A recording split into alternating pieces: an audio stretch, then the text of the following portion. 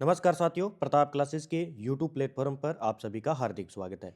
REET mains exam 2026 के लिए हम बात करने वाले हैं सामाजिक अध्ययन के अंदर शिक्षण विधियों का। जितने भी सामाजिक अध्ययन की शिक्षण विधियां हैं उनकी हम चर्चा करेंगे और महत्वपूर्ण प्रश्न है हमारे पास 100 प्रश्न। 100 प्रश्नों की हम चर्चा करेंगे। इन्हीं 100 प्रश्नों में हम PYQ यानी प्रीवियस ईयर क्वेश्चन की भी हम चर्चा करेंगे ताकि आपके एग्जाम के लिए बहुत ही महत्वपूर्ण हो। तो सभी साथी वीडियो को लाइक करें, शेयर करें और चैनल पर नए हैं तो चैनल को सब्सक्राइब कर लें, क्योंकि राजस्थान कर्मचारी चयन बोर्ड क्या करता है कि प्रीवियस ईयर क्वेश्चनों पर ज़्यादा डिपेंड रहता है। वो क्या करता है, इन क्वेश्चनों को उठाता है और इनके क्या करता है, ऑप्शन चेंज करता है। तो आपको अच्छे तरीके से इन 100 प्रश्नों को अच्छे तरीके से निकालना है, अच्छे तरीके से अध्ययन करना है। हम क्वेश्चन पर ही बात करेंगे, ज़्यादा तथ्य पर बात नहीं करेंगे, क्योंकि आपने काफ़ी लंबे समय से पढ़ रखा है। तो अब आपको क्वेश्चन ही निकालने हैं और अच्छे तरीके से पढ़ने हैं। तो सभी साथी वीडियो को लाइक कर लें, शेयर कर लें। ठीक है। तो सबसे पहले प्रश्न की हम बात करेंगे, उपचारात्मक शिक्षण के उद्देश्य क्या है। उपचारात्मक शिक्षण के उद्देश्य क्या है? छात्रों की ज्ञान संबंधी त्रुटियों का अंत करना, बिल्कुल सही है। छात्रों के अधिगम संबंधी दोषों को दूर करना, यह भी सही है। छात्रों की दोषपूर्ण मनोवृत्तियों को समाप्त करना, यह भी सही है। तो उपयुक्त सभी सारे कथन जो है उपचारात्मक शिक्षण से संबंधित है। इसका मुख्य उद्देश्य है कि छात्रों के अंदर ज्ञान संबंधी त्रुटियों का अनंत करना, अधिगम से संबंधित जितने भी दोष है उसको दूर करना, दोषपूर्ण मनोवृत्तियों को समाप्त करना। उपयुक्त सभी सारे कथन सही हो जाएंगे। ये पूछा गया प्रश्न है। ये रीट मेंस की हमारी टेस्ट सीरीज है। जो भी 10 दिनों के अंदर जो भी साथी पढ़ना चाहते हैं, टेस्ट करना चाहते हैं, तो आप अच्छे तरीके से कर सकते हो। मैंने 60 प्रश्नों के जो आपके आएंगे 120 अंक का NCERT समेत आपको सारे टॉपिक वाइज टेस्ट अपलोड कर दिए हैं। तो 50 रुपये में आप ले सकते हो। अगला प्रश्न है हमारे पास, निम्नलिखित में से किस प्रकार की परीक्षाओं से बालक की उपलब्धि से साथ ही उसकी लेखन क्षमता का सही मूल्यांकन संभव है? मौखिक परीक्षाओं से, लिखित से, निबंधात्मक प्रायोगिक परीक्षाओं से। इसने कहा है कि किसी भी प्रकार की परीक्षा है और बालक की उपलब्धि से साथ ही उसकी लेखन क्षमता के लिए आप क्या करेंगे, उसे निबंधात्मक परीक्षाएं का मूल्यांकन करवाएंगे। तो सी नंबर इसका सही आंसर हो जाएगा। क्या हो जाएगा? सी नंबर आंसर सही हो जाएगा। अगले प्रश्न की बात करते हैं। अगला प्रश्न है, मूल्यांकन के अंतर्गत निर्धारित किया जाता है किसी गुण का मूल्य, किसी योग्यता का मूल्य, किसी विशेषता का मूल्य, उपयुक्त सभी। तो मूल्यांकन के अंदर हम बात करेंगे तो किसी गुण का भी मूल्य किया जाता है, मूल्यांकन किया जाता है, उसकी योग्यता का मूल्यांकन किया जाता है, किसी भी विशेषता को लेकर बच्चे के अंदर उसका भी मूल्यांकन किया जाता है। तो उपयुक्त सभी सारे कथन बिल्कुल सही हो जाएंगे। तो ये इस प्रकार के प्रश्न जो है आते हैं, आपको घबराना नहीं है, अच्छे तरीके से पढ़ना है 2 बार क्वेश्चन को और अच्छे तरीके से जवाब देना है। अगला प्रश्न पूछा गया था कि मोरिसन उपागम के पद कौन कौन से हैं। मोरिसन के द्वारा जो भी उपागम दिए गए हैं शिक्षण विधियों के, वो क्या क्या हैं, इनमें से हमें बताना है कि कौन सा है या नहीं है। ठीक है। तो मोरिसन की बात करें तो मोरिसन के उपागम मैं आपको लिख देता हूं, फिर आपका जवाब यहां पे मिल जाएगा कि मोरिसन के उपागम। मोरिसन के उपागम की हम बात करें तो सबसे पहला उसने खोज, उसने कहा पहले, सबसे पहले खोज, अन्वेषण। अन्वेषण का मतलब होता है खोज। ठीक है। दूसरा है प्रस्तुतिकरण। ठीक है, प्रस्तुतिकरण। उसके बाद हम बात करेंगे 3 नंबर पर आ जाएगा आत्मीकरण। ठीक है। उसके बाद में 4 नंबर पर आ जाएगा व्यवस्थापन, व्यवस्थापन। और 5 नंबर पर उसने कहा अभिव्यक्तिकरण, अभिव्यक्तिकरण। अब देखो, इसमें अन्वेषण है, योजना है, व्यवस्थापन है, आत्मीकरण है। तो उपयुक्त सभी सारे कथन इसमें क्या हो जाएंगे, सही हो जाएंगे। तो इस प्रकार आपको याद रखना है। ठीक है। और मोरिसन का जो उपागम है वो इकाई प्रणाली के अंतर्गत आता है, यानी पाठ योजना के अंतर्गत आता है। जो मोरिसन का उपागम है वो गेस्टाल्ट मनोविज्ञान पर आधारित है, यानी छात्र केंद्रित उपागम इसका माना जाता है। और ये है ना, अन्वेषण, खोज, व्यवस्थापन, आत्मीकरण, ये 5, ये किसके लिए है? पाठ योजना बनाने के लिए उपयुक्त है। ये मोरिसन का उपागम है। ठीक है। अगला प्रश्न है कि मूल्यांकन उपागम का संबंध है जॉन डीवी से, किलपैट्रिक से, डॉक्टर ब्लूम से और हर्बर्ट से। तो इसका आंसर क्या हो जाएगा कि मूल्यांकन उपागम का संबंध किससे है? तो ये हो जाएगा डॉक्टर BS ब्लूम से। किससे हो जाएगा? मूल्यांकन उपागम होता है, किसका संबंध है? डॉक्टर BS ब्लूम से। ठीक है, BS ब्लूम से इसका संबंध है। तो ये आपको याद रखना है। फिर हम बात करें, BS ब्लूम ने जो है शिक्षा के अंदर विषय को केंद्रित न मानकर उन्होंने किसको जो है केंद्र माना है? उद्देश्य को। ठीक है, किसको माना है? उद्देश्य को क्या माना है? केंद्र माना है। किन्होंने? BS ब्लूम ने। तो तो ये आपको याद रखना है, इस प्रकार की चीज़ें। ठीक है, तो मूल्यांकन उपागम किसने दिया था? डॉक्टर BS ब्लूम के द्वारा। अगला प्रश्न बनता है कि जॉन डीवी और किलपैट्रिक उपागम में बल दिया जाता है क्रिया पर दिया, शिक्षण सामग्री पर, शिक्षण विधियों पर, मूल्यांकन पर। बात आ रही है जॉन डीवी की और किलपैट्रिक की। जॉन डीवी किसी से थे? किलपैट्रिक। तो इसमें आप अच्छे तरीके से जवाब देख सकते हैं। तो इसका आंसर क्या हो जाएगा? क्रिया पर। किस पर दिया था? समय क्रिया पर। समय क्रिया पर बल दिया था। ठीक है, अब थोड़ी सी हम चर्चा कर लेते हैं जॉन डीवी और किलपैट्रिक के बारे में। तो अनुभवों पर विशेष बल दिया था इन दोनों ने। और जो बच्चों का शिक्षण है वो किस में किया जाता है? इनके द्वारा इन्होंने कहा कि बच्चों का शिक्षण है वो सामाजिक वातावरण में किया जाता है। किसमें? सामाजिक वातावरण में किया जाना चाहिए। ठीक है, और जॉन डीवी और किलपैट्रिक का कहना है कि शिक्षण विधियों के अंदर जैसे योजना की रिपोर्ट बनाना और कार्यक्रम क्रियान्वयन करना, कार्य का मूल्यांकन करना, इस प्रकार की चीज़ें ही क्या करती है वो उन्हें शिक्षण के अंदर काम आती है। प्रोजेक्ट मेथड के नाम से आपसे पूछा जाए कि प्रोजेक्ट विधि के जनक कौन है? तो हेनरी किलपैट्रिक है। ठीक है, और इस योजना का जो है हम बात करें, प्रोजेक्ट विधि है उसका आधार किसने दिया था? जॉन डीवी ने दिया था। यानी सबसे पहले कहते हैं कि इसकी आधारशिला किसने रखी? जॉन डीवी ने। और इस पर कार्य किया था वो हेनरी किलपैट्रिक के द्वारा किया गया था। तो ये भी याद रखना है। प्रोजेक्ट विधि के जनक आपसे पूछे, प्रोजेक्ट विधि के जनक आपसे पूछे तो हेनरी किलपैट्रिक हो जाएगी। 1918 में इन्होंने प्रतिपादित किया था। परियोजना विधि के नाम से इन्हें जाना जाता है। अगला प्रश्न देखिए, पाठ योजना के संदर्भ में असत्य कथन है। पाठ योजना के संबंध में असत्य कथन है, इनमें से बताना है। पाठ योजना के बारे में बताना है। तो ये 2-3 टॉपिक है जहां से परीक्षा में बार बार प्रश्न पूछे जाते हैं। तो पाठ योजना के द्वारा नवीन ज्ञान के आधार पर पूर्व ज्ञान प्राप्त होता है। नवीन ज्ञान के आधार पर पूर्व ज्ञान प्राप्त होता है, तो ये याद रखना है। ठीक है, तो ये लाइन आपको याद रखनी है पाठ योजना से संबंधित कि नवीन ज्ञान के आधार पर क्या होता है? पूर्व ज्ञान प्राप्त होता है। अगला प्रश्न है, इकाई योजना शिक्षण योजना है किस प्रकार की? इकाई योजना किस प्रकार की शिक्षण योजना है? बालक प्रदान है, अध्यापक प्रदान है, विषय वस्तु प्रदान है, मूल्यांकन प्रदान है। तो ये आप प्रश्न अच्छे तरीके से पढ़ लेना, आपको हूबहू एग्जाम में देखने को मिलेंगे। तो ये है एक बालक प्रधान योजना है। इकाई योजना क्या है? बालक प्रधान योजना। आजकल आपने बुक्स के अंदर देखे होंगे, जैसे अध्याय 1 आ गया। इस अध्याय 1 के अंदर क्या दिया हुआ है? जैसे पाठ आ गया, पाठ के अंदर क्या दिया है? इकाई 1, इकाई 1, इकाई 2, इस प्रकार बांटा है। फिर इसको अध्याय 2, अध्याय 2 के अंदर फिर आपको मिलेंगे इकाई 3, इकाई 4, इस प्रकार क्या है? इकाई के अंदर बांटा गया है। अगला प्रश्न देखिए, इकाई योजना का आधार क्या है? समाज विज्ञान, मानव विज्ञान, मनोविज्ञान या उपयुक्त सभी? तो इकाई योजना का हम बात करें तो आधार क्या है? मनोविज्ञान है। सिंपल सी बात है, तो सी नंबर इसका बिल्कुल राइट आंसर हो जाएगा। अगला प्रश्न पूछा गया कि इकाई योजना में विभिन्न इकाइयों का विभाजित किया जाता है। इकाई योजना में विभिन्न इकाइयों का विभाजन किया जाता है। तो बालकों के सीखने के क्रम में, बालकों के सीखने के क्रम के आधार पर इस इकाई योजना को बांटा जाता है। तो इसका जवाब बिल्कुल सही हो जाएगा। अगला प्रश्न है कि वार्षिक योजना निर्माण के सर्वाधिक प्रमुख चरण क्या है?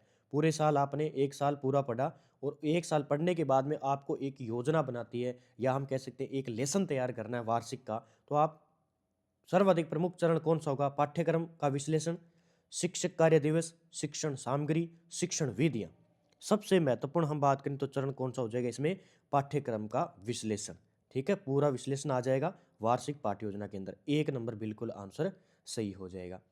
अगला प्रश्न है, वार्षिक योजना में उल्लेख मिलता है। वार्षिक योजना में उल्लेख मिलता है। जब आपने बीएड की थी तो आपसे एक फाइनल लेसन होता है, फाइनल लेसन होता है, उसमें कहता है कि वार्षिक पाठ योजना तैयार करनी है। आपको क्या करनी है?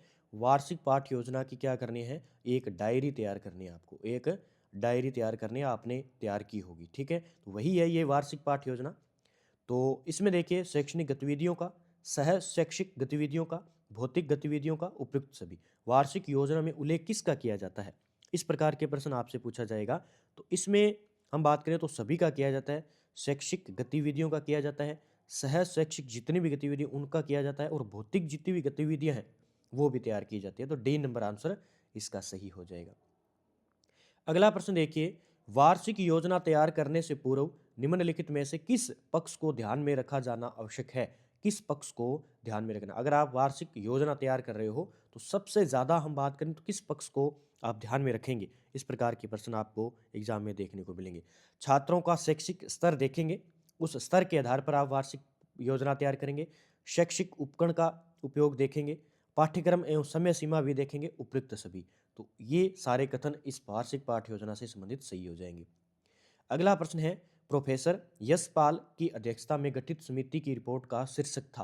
प्रोफेसर यशपाल की अध्यक्षता में गठित समिति जो रिपोर्ट है उसका शीर्षक क्या था? तो शिक्षा बिना बोझ के। इनका क्या था? शिक्षा बिना बोझ के। ये प्रश्न भी आया हुआ है। अगला प्रश्न देखिए, राष्ट्रीय पाठ्यचर्या की रूपरेखा 2005 में निम्नलिखित में से किस सिद्धांत का वर्णन किया गया है? किस सिद्धांत का वर्णन किया गया है? तो आप अच्छे तरीके से जवाब दे सकते हो कि ज्ञान को विद्यालय के बाहरी जीवन से जोड़ना, यानी समाज से भी जोड़ना, बाहरी जितनी भी प्रक्रिया है उससे भी जोड़ना।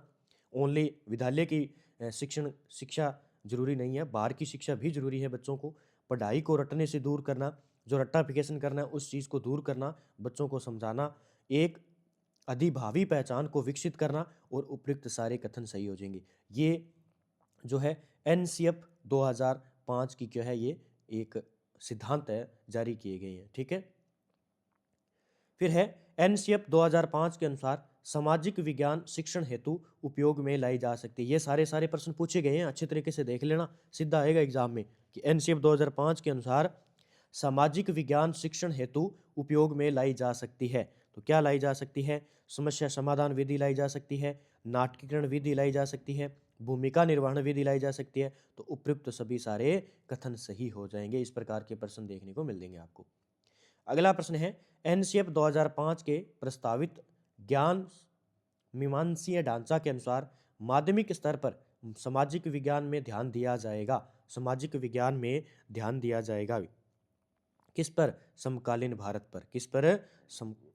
भारत पर ध्यान दिया जाएगा। तो ये प्रश्न इंपॉर्टेंट है एग्जाम की दृष्टि से। अगला प्रश्न है, सामाजिक विज्ञान की अनुभूतियां और ज्ञान निम्नलिखित में से किस समाज का ज्ञान आधार तैयार करने की दिशा में अपरिहार्य है? क्या है? अपरिहार्य है। ठीक है, तो इसने कहा कि सामाजिक विज्ञान की अनुभूतियां और ज्ञान निम्नलिखित में से किस समाज का ज्ञान का आधार तैयार करने की दिशा में अपरिहार्य है? तो वो कौन सा हो जाएगा? समतामूलक और शांतिमूलक समाज का। किस समाज का ज्ञान तैयार करेगा ये? एक तो समतामूलक जो समान रूप से है, और एक शांति रूप से मूलक समाज का दिशा अपरिहार्य है। अगला प्रश्न, यशपाल समिति के अनुसार बाल केंद्रित शिक्षा शास्त्र का अर्थ क्या है? यशपाल समिति के अनुसार बाल केंद्रित शिक्षा शास्त्र का अर्थ क्या है? तो बच्चों के अनुभवों को प्राथमिकता देना, बिल्कुल सही है। बच्चों के स्वरों को प्राथमिकता देना, यह भी सही है। बच्चे की सक्रिय सहभागिता को प्राथमिकता देना, यह भी सही है। उपयुक्त सभी सारे कथन है इसमें हो जाएगा यशपाल समिति के अनुसार।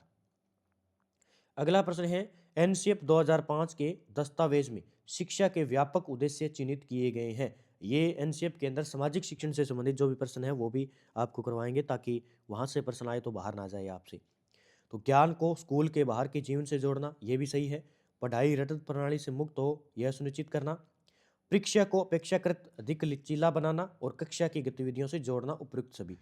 तो ये एनसीएफ 2005 के कुछ सिद्धांत हैं जो दिए गए हैं कि ज्ञान को स्कूल के बाहर के जीवन से भी जोड़ना होगा, और जो रटते हैं बच्चे उनको छुड़वाना होगा। परीक्षा को अपेक्षाकृत अधिक लचीला भी बनाना होगा, और कक्षा की गतिविधियों से जोड़ना होगा उनको, तभी वो अच्छे तरीके से क्या कर पाएंगे? ग्रोथ कर पाएंगे, विकास कर पाएंगे, और अच्छे तरीके से पढ़ पाएंगे। तो ये चीज़ें आपको थोड़ी सी याद रखनी है। निम्नलिखित में से एक राष्ट्रीय पाठ्यचर्या की रूपरेखा 2005 का अध्याय क्या है? एक राष्ट्रीय पाठ्यचर्या की रूपरेखा 2005 का आधार क्या है? पढ़ना और ज्ञान। पढ़ना और ज्ञान। अगला प्रश्न देखिए, राष्ट्रीय शिक्षा नीति 1986 में यह प्रस्तावित किया गया था कि राष्ट्रीय पाठ्यचर्या को शिक्षा की राष्ट्रीय व्यवस्था विकसित करने की एक क्या होनी चाहिए? भी एक साधन होनी चाहिए। क्या होना चाहिए? साधन होना चाहिए। तो बी नंबर इसका आंसर सही हो जाएगा। अगला प्रश्न है, संशोधित राष्ट्रीय पाठ्यचर्या दस्तावेज का आरंभ होता है। संशोधित राष्ट्रीय पाठ्यचर्या दस्तावेज का आरंभ कब होता है? उसका आरंभ होता है रविंद्रनाथ टैगोर के निबंध सभ्यता एवं प्रगति के एक उदाहरण से। ये बिल्कुल याद कर लेना, ये एग्जाम में पूछा जा सकता है। अगला प्रश्न है, सामाजिक अध्ययन विषय की पाठ्यचर्या में निम्नलिखित में से किस विषय को एकीकृत रूप से संगठित किया गया है? सामाजिक अध्ययन विषय की पाठ्यचर्या में निम्नलिखित में से किस विषय को एकीकृत रूप से संगठित किया गया है? एकीकृत रूप से क्या किया गया? संगठित किया गया है। तो इतिहास और भूगोल, अर्थशास्त्र, नागरिक शास्त्र, उपयुक्त सभी। तो एकीकृत रूप से इस प्रकार जो है इसे संगठित किया गया, तो ये याद रखना है। अगला प्रश्न, कोर पाठ्यचर्या में क्या है? कोर की बात करें तो पाठ्यचर्या में क्या है? तो क्या होगी? कुछ विषय एवं क्रियाएं अनिवार्य होती है। कुछ विषय व क्रियाएं अनिवार्य होती है और अन्य ऐच्छिक होते हैं। अन्य क्या होते हैं? ऐच्छिक होते हैं। तो डी नंबर इसका आंसर हो जाएगा। अगला प्रश्न, पाठ्यक्रम के प्रकार हैं। पाठ्यक्रम के प्रकार हैं तो कौन कौन से हैं? विषय केंद्रित पाठ्यक्रम है, बाल केंद्रित पाठ्यक्रम है, क्रिया प्रधान पाठ्यक्रम है, उपयुक्त सभी सारे कथन सही हो जाएंगे। अगला प्रश्न देखिए, पाठ्यक्रम में निम्नलिखित में से किसका समावेशन होना चाहिए? पाठ्यक्रम में निम्नलिखित में से किसका समावेशन होना चाहिए? तो वो होना चाहिए कौतूहल का, पवित्रता का, सामान्यकरण का, उपयुक्त सभी। तो इस प्रकार के ऑप्शन क्यों दिए जाते हैं? आपको कंफ्यूज करने के लिए, ताकि आप किसी प्रकार से क्वेश्चन को गलत करें। आपको समझना है अच्छे तरीके से इन शब्दों का अर्थ। अगला प्रश्न, सामाजिक विज्ञान की पाठ्यचर्या होनी चाहिए, किस आधार पर होनी चाहिए? सामाजिक विज्ञान की जो पाठ्यचर्या है वो क्या होनी चाहिए? समाज पर केंद्रित होनी चाहिए। ए नंबर आंसर सही हो जाएगा। अगला प्रश्न, समय और शक्ति के सदुपयोग और उत्तम अधिगम की दृष्टि से निम्नलिखित में से किस सिद्धांत का पालन अवश्य करना चाहिए? किस सिद्धांत का पालन अवश्य करना चाहिए? तो सहसंबंध का सिद्धांत। किसका? सहसंबंध का सिद्धांत आपको जो है पालन करना चाहिए। अगला प्रश्न देखिए, सामाजिक विज्ञान के पाठ्यक्रम निर्माण से संबंधित सिद्धांत है। सामाजिक विज्ञान के पाठ्यक्रम निर्माण से संबंधित सिद्धांत कौन सा हो जाएगा? तो इसमें रुचि का सिद्धांत है, आवश्यकता का सिद्धांत है, सामाजिक आदर्शों का सिद्धांत है, उपयुक्त सभी सारे कथन सही हो जाएंगे। अगला प्रश्न है, पाठ्यक्रम के क्षेत्र में शामिल है। पाठ्यक्रम के क्षेत्र में शामिल है तो पाठ्यक्रम संबंधी क्रियाएं और पाठ्य सहगामी क्रियाएं। तो इसका आंसर क्या हो जाएगा? ए और बी बिल्कुल दोनों सही हो जाएंगे, दोनों क्षेत्र हैं ये। पाठ्यक्रम कलाकार शिक्षक के हाथ में वह साधन है जिसमें वह अपनी चित्रशाला यानी विद्यालय में अपनी सामग्री यानी छात्र को अपने आदर्श मतलब उद्देश्यों के अनुसार ढालता है। पाठ्यक्रम की यह परिभाषा किसके द्वारा दी गई थी? ये परिभाषा भी आपको याद रखना है। तो ये परिभाषा है कनिगम की। किसके द्वारा दी गई? कनिगम। तो इसने पाठ्यक्रम कलाकार किसको माना है? शिक्षक को माना। के हाथ में वह साधन है जिसमें वह अपनी चित्रशाला किसको माना? विद्यालय को। और अपनी सामग्री किसको माना है? छात्र को। तो अपने आदर्शों यानी उसके उद्देश्य के अनुसार उसे ढालता है। तो वो किसने कथन दिया? ये कथन दिया कनिंघम के द्वारा कथन दिया गया।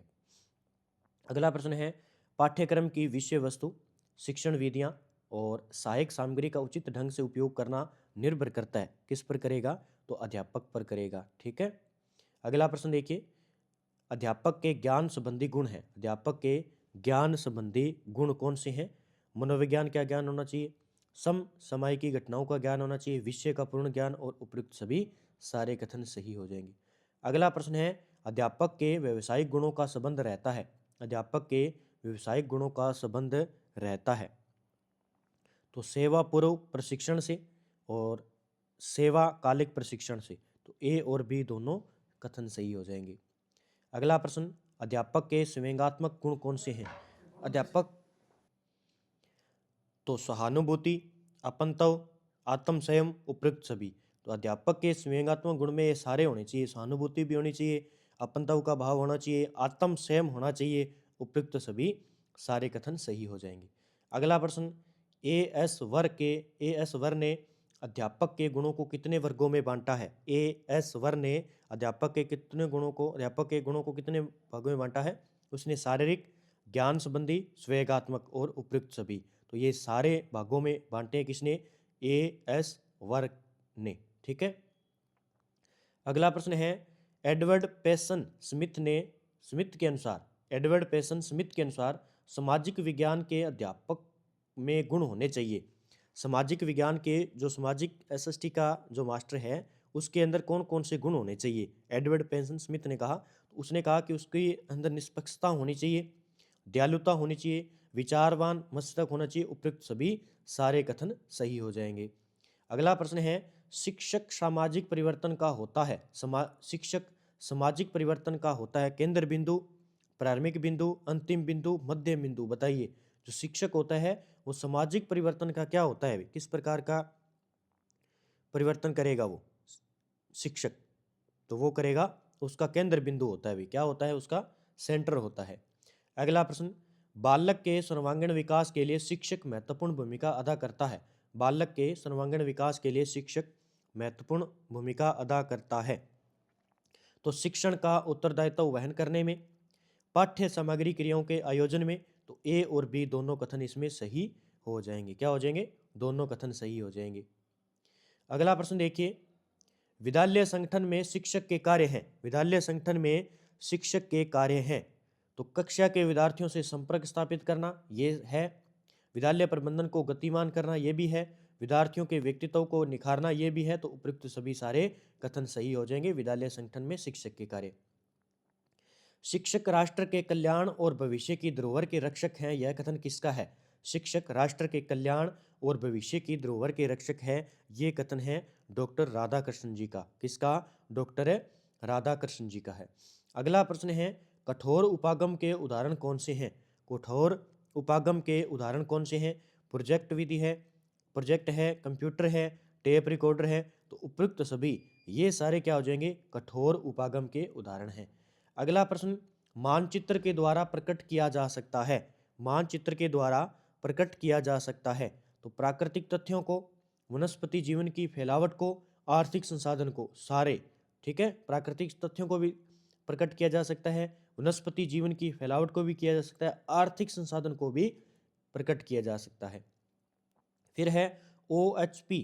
OHP को शिक्षण सहायक सामग्री के किस वर्ग में रखा जा सकता है। OHP को तो उसे रखा जाता है दृश्य सामग्री के अंदर। किसको, दृश्य सामग्री के अंदर।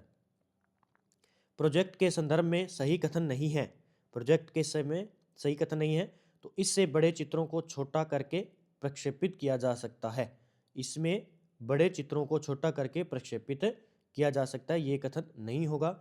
यह सह एक प्रक्षेपण यंत्र है, सह एक प्रक्षेपण यंत्र है, यह एक दृश्य सामग्री है, इसके उपयोग के समय कमरे में अंधेरा होना चाहिए। तो ये 3 सही है, बाकी ये गलत हो जाएगा। अगला प्रश्न, क्षेत्र भ्रमण के संदर्भ में सत्य कथन कौन सा है। क्षेत्र भ्रमण के संदर्भ में सत्य कथन है, यह प्रक्रिया शिक्षण सामग्री है, बिल्कुल सही है। इससे प्रत्यक्ष अनुभव होता है, ये भी सही है। इससे प्राप्त ज्ञान अपेक्षाकृत स्थायी होता है, तो उपयुक्त सभी सारे कथन हो जाएंगे, ठीक है। अगला प्रश्न, बुलेटिन बोर्ड है। बुलेटिन है बोर्ड कौन सा है। बुलेटिन बोर्ड होगा एक डिस्प्ले सामग्री है। ये बुलेटिन बोर्ड क्या है, एक डिस्प्ले सामग्री है। अगला प्रश्न, कक्षा कक्ष में शिक्षक द्वारा फ्लैनन बोर्ड को काम में लिया जाता है। फ्लैनन बोर्ड को किस में काम में लिया जाता है, तो चित्र प्रदर्शन, चित्रों को प्रदर्शित करने के लिए इस बोर्ड का यूज किया जाता है, ये आपको याद रखना है अभी। निम्नलिखित में से कौन सी शिक्षण सामग्री अपनी प्रकृति में श्रव्य और दृश्य दोनों है। श्रव्य भी है और दृश्य दोनों भी है, तो कौन सी हो जाएगी इसमें, इसमें हो जाएगा दूरदर्शन। कौन सा हो जाएगा, दूरदर्शन जो है श्रव्य भी है और दृश्य भी है।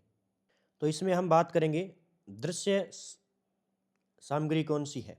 सबसे पहले हम दृश्य सामग्री की बात करेंगे, आपको याद रखना है, जैसे चित्र हो गए, ठीक है, उसके बाद में मानचित्र हो गए, याद रखने हैं सारे के सारे। मानचित्र है, रेखा चित्र है, ठीक है, ये सारे शब्द याद रखने हैं। रेखा चित्र है और बुलेटिन बोर्ड है, क्या है, बुलेटिन बोर्ड है, ये भी दृश्य है। और जादू की लालटेन, ये भी पूछा जाता है, जादू की लालटेन ये भी क्या है, दृश्य है। डायस्कोप पूछा जाए, डायस्कोप भी क्या है, दृश्य है। और उसके बाद में एपिस्कोप पूछा जाए, ये भी क्या है, दृश्य है, ठीक है। और OHP पीछे हमने प्रश्न पढ़ा था, OHP प्रोजेक्टर, ये भी क्या है, एक दृश्य है। उसके बाद में श्यामपट बोर्ड हो गया, श्यामपट, ठीक है, या बोर्ड, ये सारे क्या है, दृश्य सामग्री के अंदर आ जाएंगे। अब मैं आपको बता देता हूँ इसी के साथ में श्रव्य। श्रव्य के अंदर क्या आएगा? श्रव्य के अंदर रेडियो, ठीक है, ये सारे नाम याद रखना, 1% पक्का आएगा। Radio, tape recorder, tape recorder किस में आ जाएगा? श्रव्य के अंदर आएगा। ग्रामोफोन, ये भी बहुत बार पूछा गया है, ग्रामोफोन, ठीक है, ग्रामोफोन हो गया। लिंगवा फोन, ये भी याद रखना आपको, लिंगवा फोन ये भी पूछा जाता है, ये भी श्रव्य दृश्य है। और टेलीविज़न, ठीक है, आप जानते ही हो टेलीविज़न, जिसे देख भी सकते हैं, सुन भी सकते हैं। ऑडियो प्लेयर, ठीक है, ऑडियो प्लेयर हो गया, और ऑडियो कॉन्फ्रेंस हो गया, ये सारे श्रव्य है।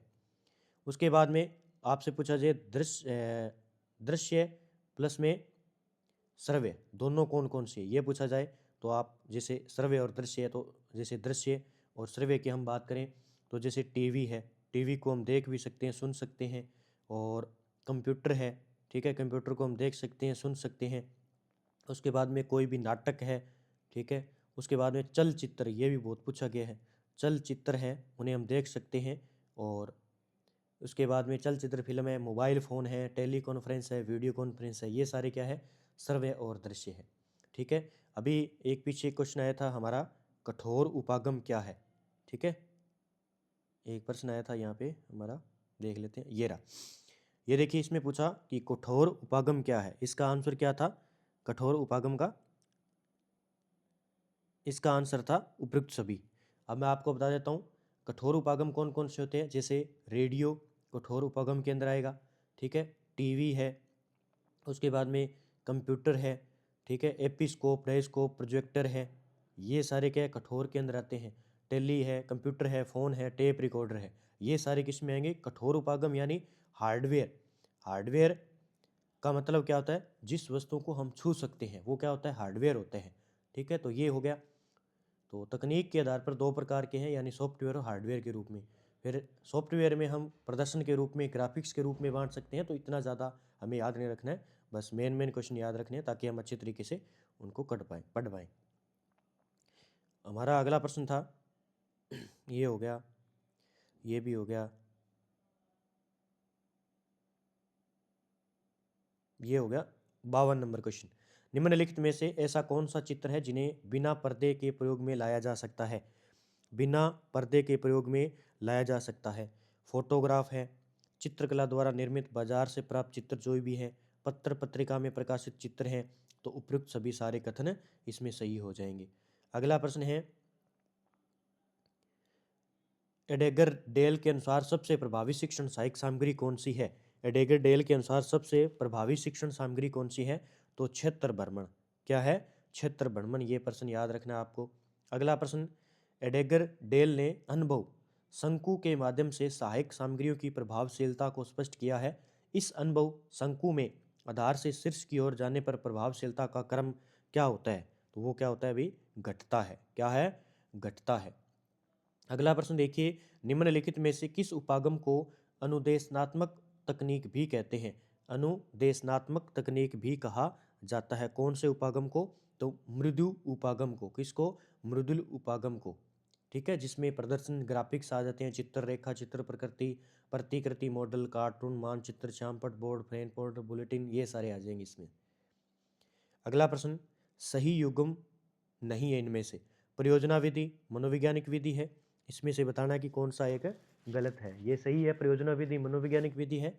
समस्या समाधान विधि स्वदेह की आदत का निर्माण, ये भी सही है। सामाजिक अभिव्यक्ति की विधि बाल केंद्रित विधि है, ये सही है। मस्तिष्क उद्वेलन विधि सामाजिक अध्ययन की प्राचीन विधि है, ये इसमें गलत हो जाएगा। क्या हो जाएगा? गलत हो जाएगा, ठीक है। तो डी नंबर हो जाएगा इसका आंसर। अगला प्रश्न देखिए, सामाजिक अध्ययन विषय में क्षेत्रीय भ्रमण विधि निम्न दृष्टि से सर्वाधिक महत्वपूर्ण है। तो सर्वाधिक महत्वपूर्ण कौन सा है? सामाजिक अध्ययन विषय में क्षेत्रीय भ्रमण विधि निम्न दृष्टि से सर्वाधिक महत्वपूर्ण है। तो प्रत्यक्ष ज्ञानार्जन, ठीक है, ये सबसे महत्वपूर्ण है। अगला प्रश्न है, ऐसा विचार जो परंपरागत प्रचलित विचार को खंडित करते हुए नए विचार उत्पन्न करे, मस्तिष्क उद्वेलन विधि में उसे क्या कहते हैं? उसे क्या करते हैं? उसे क्या करते हैं? तो उसे कहते हैं हिमभंजक। क्या हो जाएगा? हिमभंजक। अगला प्रश्न, अनौपचारिक वर्ग योजना के अंतर्गत कोई व्यवस्थित योजना नहीं होती है। कोई व्यवस्थित योजना इसमें नहीं होती है। अगला प्रश्न, कक्षा में समाजीकृत अभिव्यक्ति विधि द्वारा शिक्षा दी जा सकती है। कक्षा में समाजीकृत अभिव्यक्ति विधि द्वारा शिक्षा दी जा सकती है। तो लोकतांत्रिक जीवन की शिक्षा, लोकतांत्रिक जीवन की शिक्षा। अगला प्रश्न, समस्या समाधान विधि द्वारा बालक अपनी समस्याओं का समाधान कर सकते हैं। समस्या समाधान विधि द्वारा बालक अपनी समस्याओं का समाधान कर सकते हैं। व्यक्तिगत रूप से, सामूहिक रूप से, सामाजिक रूप से, उपयुक्त सभी सारे कथन इसमें सही हो जाएंगे। अगला प्रश्न है, समस्या समाधान विधि निम्नलिखित में से किस सिद्धांत पर आधारित है। समस्या समाधान विधि किस सिद्धांत पर आधारित है। तो ये हो जाएगी मनोविज्ञान, पूर्णता सिद्धांत, क्रियाशीलता का सिद्धांत, उपयुक्त सभी सारे कथन इसमें सही हो जाएंगे। अगला प्रश्न देखिए, अगला प्रश्न है हमारा, परियोजना विधि के अवगुण है इनमें से, परियोजना विधि के अवगुण है।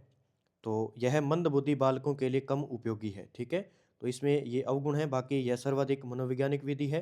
यह एक प्रजातांत्रिक विधि है। इस विधि में थॉर्नडाइक ने सीखने के 3 नियमों की पालना होती है। तो ये 3 है, इसमें बी नंबर गलत हो जाएगा। अगला प्रश्न देखिए, परियोजना विधि के उदाहरण है। परियोजना विधि के इनमें से कौन सा उदाहरण है। तो समाज सेवा के कार्यों को करवाना, ये सही है। छात्रावास में भोजनालय का संचालन करवाना, ये भी सही है। महापुरुषों के चित्रों व जीवनियों का संग्रहण करना, ये भी सही है। उपयुक्त सभी इस परियोजना विधि के अंदर आ जाएंगे। ठीक है, ये आपको याद रखना है।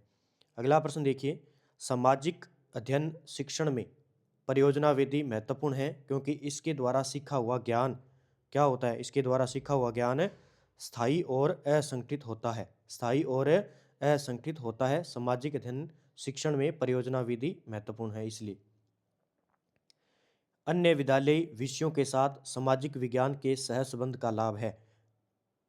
अन्य विद्यालयी विषयों के साथ सामाजिक विज्ञान के सहसंबंध का लाभ है। तो इसका आंसर क्या हो जाएगा, विभिन्न विषयों में समन्वय स्थापित करना, ये सही हो जाएगा। छात्रों में विषय के प्रति रुचि विकसित करना, यह भी सही हो जाएगा। और पाठ्यचर्या के भार को बढ़ाना, ये गलत हो जाएगा। छात्रों में सामाजिक गुणों का विकास करना, ये सही हो जाएगा। ए, बी और डी इसके अंदर आंसर बिल्कुल सही हो जाएगा। ए, बी और डी 1 नंबर सही आंसर हो जाएगा। अगला प्रश्न है, सामाजिक अध्ययन विषयों में कला विषय का क्या महत्व है। जो कला के विषय है उसका क्या महत्व है। उसका, कला बालक में क्रियात्मक दृष्टिकोण पैदा करती है। दूसरा, कला बालक को क्रियात्मक क्रियाएं करने हेतु प्रेरित करती है। तो ए और बी दोनों सही हो जाएंगे। अगला प्रश्न बनता है कि कला और सामाजिक अध्ययन के संदर्भ में सत्य कथन है। कला और सामाजिक अध्ययन के संदर्भ में सत्य कथन कौन सा है। तो कलात्मक क्रियाओं का सामाजिक अध्ययन के निकट संपर्क है।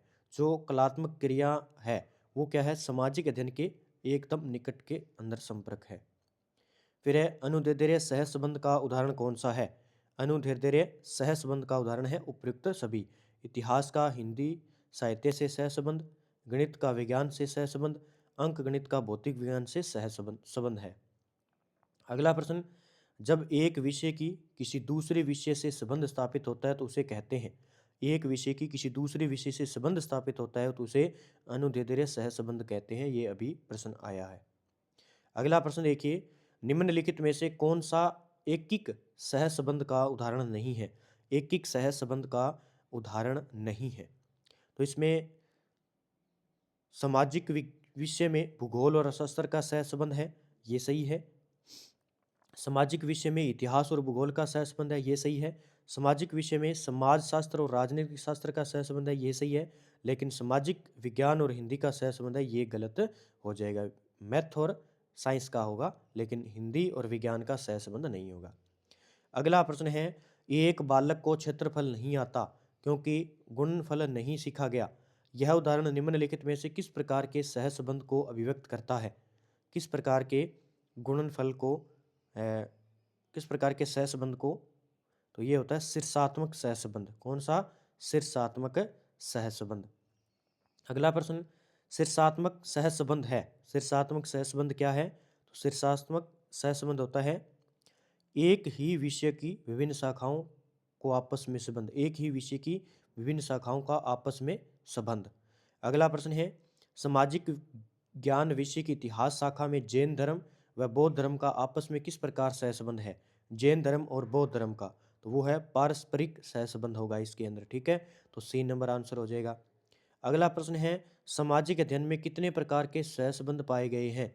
कितने प्रकार के सहसंबंध पाए गए हैं? तो 3 प्रकार के सहसंबंध पाए गए हैं, ठीक है। अगला प्रश्न देखिए, RCEM उपागम में सभी उद्देश्यों को कितने मानसिक क्रियाओं के रूप में प्रस्तुत किया गया है? तो कितने, तो उन्हें किया गया 17 मानसिक क्रियाओं के रूप में प्रस्तुत किया गया है। सी नंबर आंसर हो जाएगा। अगला प्रश्न है, RCEM उपागम में अनुदेशनात्मक उद्देश्यों को व्यवहारपरक शब्दावली में लिखने के लिए प्रयोग नहीं किया गया है। प्रयोग नहीं किया गया है, तो वह कार्यपरक क्रियापदों का, किसका प्रयोग नहीं किया गया है? कार्यपरक पदों, क्रियापदों का उपयोग नहीं किया गया है। फिर है, प्रत्याभिज्ञान करना व्यवहार के किस पक्ष में संबंधित है? तो ये है ज्ञानात्मक पक्ष में। किसमें? प्रत्याभिज्ञान करना, ये ज्ञानात्मक पक्ष की ओर संबंधित है। क्षेत्रीय शिक्षा महाविद्यालय मैसूर द्वारा विकसित नवीन उपागम कौन सा है? क्षेत्रीय शिक्षा महाविद्यालय मैसूर द्वारा विकसित नवीन उपागम कौन सा है? तो RCEM उपागम। कौन सा? RCEM उपागम। अगला प्रश्न, यंत्रीकरण व्यवहार के किस पक्ष से संबंधित है? यंत्रीकरण व्यवहार के किस पक्ष से संबंधित है? तो ये क्रियात्मक पक्ष, ठीक है। तो 3 प्रकार के पक्ष, ज्ञानात्मक, क्रियात्मक, भावनात्मक। तो इसमें यंत्रीकरण की बात करेंगे, ये क्रियात्मक पक्ष की ओर संबंध होगा। अगला प्रश्न है, डॉक्टर ब्लूम द्वारा प्रस्तुत शैक्षिक उद्देश्यों के वर्गीकरण का संशोधन एंडरसन ने किस वर्ष में किया था? तो एंडरसन ने 2001 में किया था, ठीक है। कब किया? 2001 में। अगला प्रश्न है, ज्ञानात्मक पक्ष के प्राप्य उद्देश्यों का वर्गीकरण प्रस्तुत किया गया है। ज्ञानात्मक पक्ष के प्राप्य उद्देश्यों का वर्गीकरण प्रस्तुत किया था, तो डॉक्टर ब्लूम के द्वारा, डॉक्टर BS ब्लूम के द्वारा। अगला प्रश्न देख लीजिए, व्यवहार के तीनों पक्षों का वर्गीकरण प्रस्तुत किया है। जो व्यवहार है उसके तीनों पक्षों का वर्गीकरण किसके द्वारा प्रस्तुत किया गया? तो ये किया गया था डॉक्टर ब्लूम और उनके सहयोगियों ने किया था, डॉक्टर ब्लूम और उनके सहयोगियों द्वारा। अगला प्रश्न, उद्देश्य के संदर्भ में असत्य कथन है। उद्देश्य के संदर्भ में असत्य कथन है, तो उद्देश्य प्राप्ति का मूल्यांकन संभव होता है। उद्देश्य प्राप्ति का मूल्यांकन क्या होता है? संभव होता है, ये असत्य है। उद्देश्य समाज की आवश्यकता के अनुसार परिवर्तनशील होते हैं, बिल्कुल सही है। उद्देश्य का संबंध शिक्षा और भविष्य से दोनों से है। उद्देश्य की प्राप्ति का मापन संभव नहीं होता है, तो 1 नंबर आंसर हो जाएगा। उद्देश्य होते हैं, दीर्घकालीन होते हैं, अस्पष्ट होते हैं, अनिश्चित होते हैं, उपयुक्त सभी। तो उद्देश्य दीर्घकालीन भी होते हैं, अस्पष्ट भी होते हैं और अनिश्चित भी होते हैं, तो उपयुक्त सभी सारे कथन सही हो जाएंगे। अगला प्रश्न है, प्राप्य उद्देश्यों के द्वारा, प्राप्य उद्देश्यों के द्वारा शिक्षण को, प्राप्य उद्देश्यों के द्वारा शिक्षण को उचित दिशा प्रदान की जाती है, तो इसमें 1 नंबर आंसर सही हो जाएगा। अगला प्रश्न है, सामाजिक विज्ञान एक प्रयोगात्मक शाखा है जो बालक में विकास करती है। सामाजिक विज्ञान एक प्रयोगात्मक शाखा है जो बालक में क्या करती है? विकास करती है। तो विविध भावनाओं का, विविध कौशलों का, विविध अभिवृत्तियों का, उपयुक्त सभी सारे कथन सही हो जाएगा। किस वर्ष में सामाजिक अध्ययन विषय को मान्यता प्राप्त की गई है? किस वर्ष में सामाजिक अध्ययन विषय को मान्यता प्रदान की गई है? तो वो की गई है 1916 के अंदर। कब की गई? 1916 के अंदर। किसके अध्ययन से मानवीय संबंधों का ज्ञान सरलता एवं सुगमता से प्राप्त होता है? मानवीय संबंधों का ज्ञान सरलता एवं सुगमता से प्राप्त होता है, तो इसका आंसर होगा संस्कृति का अध्ययन। किसका? संस्कृति का अध्ययन। सामाजिक अध्ययन के क्षेत्र में समावेशित विषय वस्तु से छात्रों में विकास होता है। सामाजिक अध्ययन के क्षेत्र में समावेशित विषय वस्तु से छात्रों में विकास होता है। नागरिकता के गुणों का, सहनशीलता के गुणों का, पारस्परिक सहयोग के गुणों का, तो उपयुक्त सभी सारे कथन बिल्कुल सही हो जाएंगे।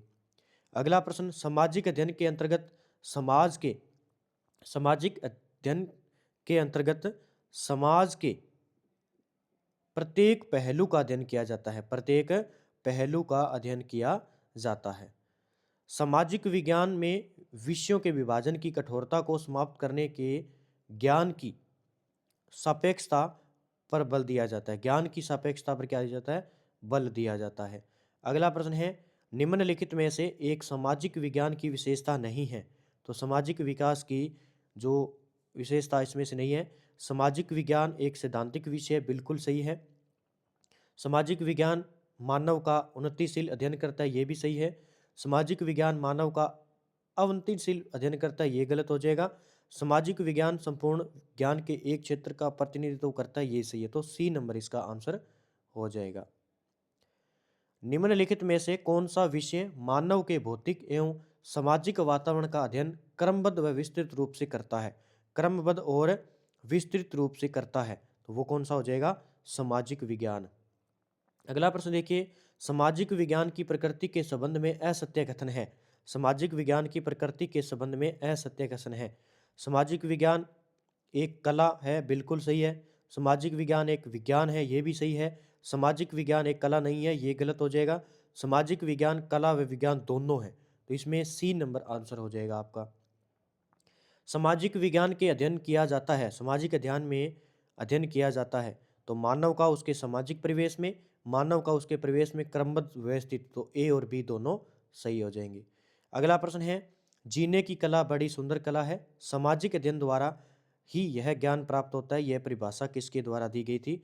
यह परिभाषा MP मुफात द्वारा दी गई थी। किसके द्वारा? MP मुफात द्वारा।